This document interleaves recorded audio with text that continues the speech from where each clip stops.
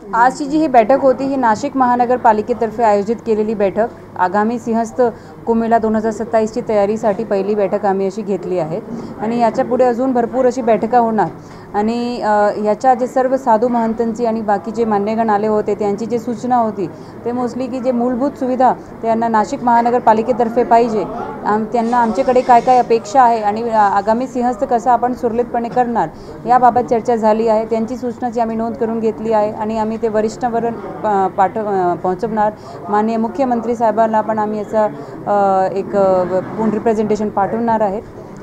साधुग्रामबाबत जी मागणी आहे ती साधुग्रामसाठी जागा आपल्याला लागणार आहे, कायमस्वरूपी घ्यावी अशा पद्धतीची मागणी आणि आपण भाडेतत्वावर जागा घेण्यासंदर्भात आपला विचार होता, त्या संदर्भात आता पुढे कशा पद्धतीने आपण साधुग्रामबाबतचा जे विषय आहे ते पण आपले वरिष्ठांना सर्वांना माहीत आहे। आजचे पण सूचना त्यांच्यापर्यंत जातील आणि जसं आता मी सांगितलं की माननीय मुख्यमंत्री साहेबांचे नेतृत्वाखाली ते खूप लक्ष देऊन ही सगळी प्लॅनिंग जी आहे त्याच्यात ते आम्हाला मार्गदर्शन करतायत। तसेच माननीय विभागीय आयुक्तच्या पण मार्गदर्शन याच्यात आहे आणि जे सगळ्यांच्या एकमताने जे आम्ही निर्णय घेणार तो सगळ्यांच्या हितासाठी घेणार। तर साधुग्रामचं पण जे एकदम चांगलं नियोजन कसं होईल त्या प्रकारे आम्ही करू।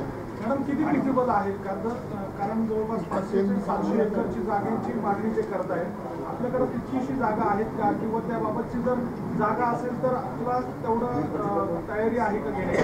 जी नाशिक महानगरपालिकेची हद्दीत किती जागा आहे त्याचं काम आता टाउन प्लॅनिंग डिपार्टमेंट जे आहे ते डिमार्केशनचं काम करत आहे। त्यांनी सॅटेलाईटची फोटो इमेजरी काढायला मी सांगितलं आहे, त्याच्यावर आम्ही पूर्ण जे बाउंड्री आहे ते सध्या जे आम्ही आरक्षित केलेलं आहे, जे आमच्या रिझर्वेशनचं क्षेत्र आहे आणि त्याचे पुढे अजून जे एक्स्ट्रा लागणार आहे समजा, कारण की आपल्याला आता यावेळेस तयारी मोठी करावीच लागेल, याबाबत दुसरा काही मत नाही आहे। तर त्यासाठी आम्हाला जागा पण वाढवावी लागेल, त्याचं पण दुसरं काही मत नाही, तर त्याची तयारी आम्ही ऑलरेडी सुरू केलेली आहे।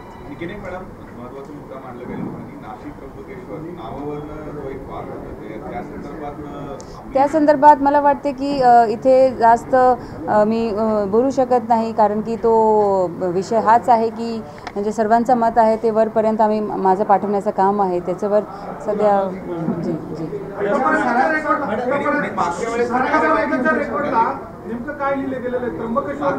नाही, मला अजूनही त्या विषयाची जाणीव आजच कळली, ते त्याच्यावर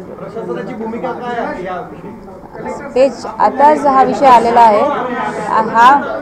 ही जी मीटिंग आहे ही फक्त नाशिक महानगरपालिकेतर्फे जे आम्ही सुविधा देणार आहोत त्यासाठी आहे, बाकी दुसरा काही विषय असा याच्यात आम्ही त्याच्यावर काही मार्गदर्शन किंवा काही बोलू शकत नाही। जी प्रदूषणाचा मुद्दा सातत्याने गाजतोय, काल मुख्यमंत्र्यांनी उशावर्तावर जे पाणी पाहिलं नाराजी व्यक्त केलेली होती। STP साठी आपण जी प्रस्तावित कामं आहेत ती नेमकी कधी सुरू होणार, कारण कालावधी खूप कमी राहिला। जी जसं आपण पाहिलं काल आमची याच्याबाबत माननीय मुख्यमंत्री साहेबांशी चर्चा झालेली आहे, त्यांनी तो प्रोजेक्टला मंजुरी दिलेली आहे। ते म्हणाले की शासनाकडून त्याचे पैसे ते आम्हाला देतील आणि ते PPP हॅम मॉडेलमध्ये आम्ही तयार करतोय।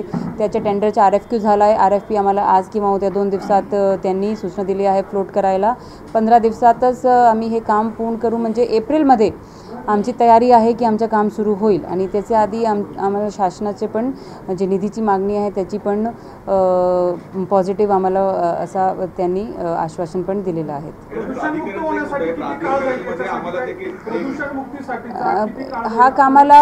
ह्या कामाला आता घेण्याची गरज हीच होती की याला कमीत कमी 2 वर्ष लागतात, कमीत कमी तर त्यासाठीच सगळ्यात तातडीने मुख्यमंत्री साहेबांनी हा मुद्दा जे आहे ते हातीवर घेतलेला आहे आणि याला मान्यता दिलेली आहे। तर त्याप्रमाणे जर पाहिला तर 2 वर्षात आम्ही हे काम पूर्ण करून गोदावरीची स्वच्छताचे प्रश्न आहे ते मिटवू शकतो। हे जे टेंडर आहे STPचं, विधानसभेमध्ये नांदगावच्या आमदारांनी त्या संदर्भात काही प्रश्नचिन्ह निर्माण केलेले होते, जी त्या संदर्भात काय खुलासा आहे? ज्यांचे जे काही प्रश्न आहे त्याचं जे काही उत्तर आहे ते सगळं पब्लिक डोमेनमध्ये आहे।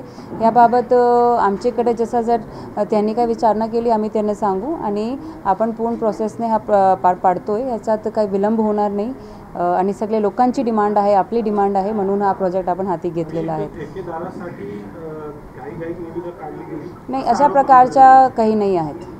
पुढचे आता जी प्राधिकरणची घोषणा झाली त्यामध्ये प्राधिकरणामध्ये मंत्र्यांना जागा दिली, आता काही मंत्र्यांनी प्राधिकरणामध्ये जागा द्यावा अशा पद्धतीची मागणी केली आहे। काल मुख्यमंत्र्यांनी सुद्धा प्राधिकरणामध्ये सगळे महत्त्वाचे आध्यात्मिकच्या हिशोबात काम करतात, त्यामुळे त्यांना जागा न देण्याचाच एक प्रकारे संकेत दिलेला आहे. आपण आणखीन एकदा ही मागण्या सगळ्या मुख्यमंत्र्यांच्या कानावरती घालणार आहोत. जसं मी आता सांगितलं की आजची जे काही सूचना आहे साधू महंतांची, बाकी सर्व मान्यगणची, ती सर्व सूचना आम्ही मान्य मुख्यमंत्री साहेबाकडे, माननीय विभागीय आयुक्त साहेबांद्वारे आम्ही ते पाठवणार आहेत. प्रामुख्याने प्राधिकरण संदर्भात. हो, ते पण.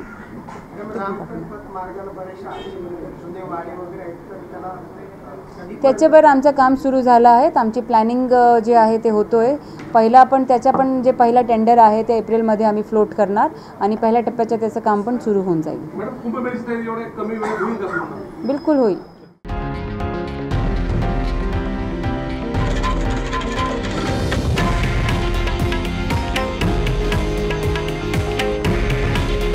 हे आहे देशातील नंबर 1 न्यूज नेटवर्क आणि आपण पाहत आहात TV9 मराठी. काळजी तुमची, हित महाराष्ट्राचं.